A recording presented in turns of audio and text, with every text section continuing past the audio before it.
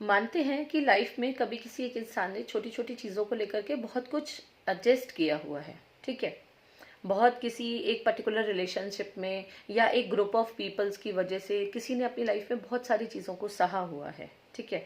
अब हम उसको वहां पर यदि कम आंकना शुरू कर दें कि नहीं नहीं इतनी बड़ी बात भी नहीं थी, ये आप कैसे कह सकते हो?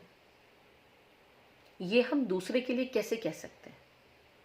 हर किसी का पोटेंशियल अलग है, हर किसी की सहन शक्ति अलग है, हर किसी की strength and power different different है, हर किसी का कैलकुलेटिव बिहेव डिफरेंट है, हर किसी का कैलकुलेटिव माइंडसेट नहीं है, कम ज़्यादा है, अलग अलग है। तो प्लीज़ मेरी ये विनती है, अपने खास कर हर एक इंसान के, हर उस करीबी इंसान से मेरी ये विनती है कि आप अपने करीबी इंसान को प्लीज़ कृपया ये ना कहें कि छोड़ो इतनी बड़ी बात भी नहीं थी। वो आपसे कुछ और नहीं चाहता, वो सिर्फ आपको अपनी बात कह रहा है, आपको अपनी बात बता रहा है, क्योंकि उसे बताने के लिए कोई एक स्ट्रॉन्ग कंटेंडर चाहिए जिस पर वो विश्वास कर सके, वो भरोसा कर सके, उसको वो पूरी बात कह सके। हम बहुत किस्मत वाले होते हैं यदि हमारे पास एक शेयरिंग पार्टनर होता है। पार्टनर किसी भी रिलेशनशिप के फॉर्म में हमारे साथ हो सकता है। एक माँ बेटी भी हो सकती हैं जिसकी शायद उम्र में और एहसासों में और एक्सपीरियंसेस में सब में बहुत बहुत डिफरेंस होते हैं। एक फ्रेंड्स फ्रेंड्स भी हो सकती हैं, सेम जनरेशन भी हो सकती है, ब्रदर सिस्टर भी हो सकते हैं, हस्बैंड वाइफ भी हो सकते हैं, भाई बहन भी हो सकता है, और कजन्स भी हो सकते हैं, फ्रेंड्स भी हो सकते हैं, कुछ भी XYZ।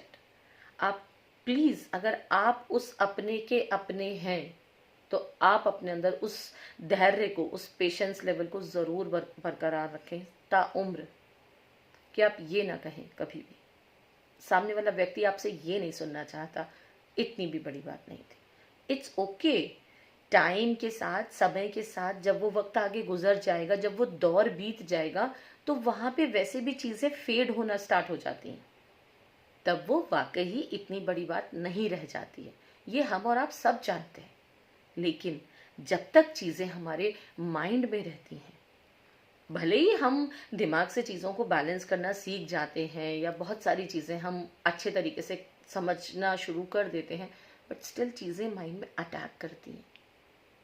हम कितनी भी पूजा पाठ करने लगे, हम कितने भी पॉजिटिव होने लगे, बट स्टिल हम नेगेटिविटी की साइड नहीं जा रहे हैं, लेकिन नेगेटिविटी हमारी साइड आ रही है। उस चीज़ से भी हमें कभी कभी कम आउट करने में थोड़ा सा टाइम लग जाता है।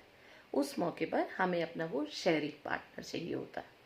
अब वहां पर अगर हमारा शेयरिंग पार्टनर ही हमको जज करने लगे और अगर आगे से हमको ये कहने लगे इतना भी बड़ी बात नहीं, तेरे से ज़्यादा दुनिया सह रही है, no please, you are not allowed for this at least. ये बात और लोग बोलेंगे चलेगा, क्योंकि उस बाकी लोगों से हमें एक्सपेक्ट होता है कि हाँ वो ऐसे ही बोल सकते हैं, आपसे नहीं है। आप वो एक हो उस अपने अपनों के लिए, ठीक है। प्लीज़ हर किसी के उन भावों को बैठ के सिर्फ सुन लें। सॉल्यूशन कोई आपसे डिमांड नहीं कर रहा।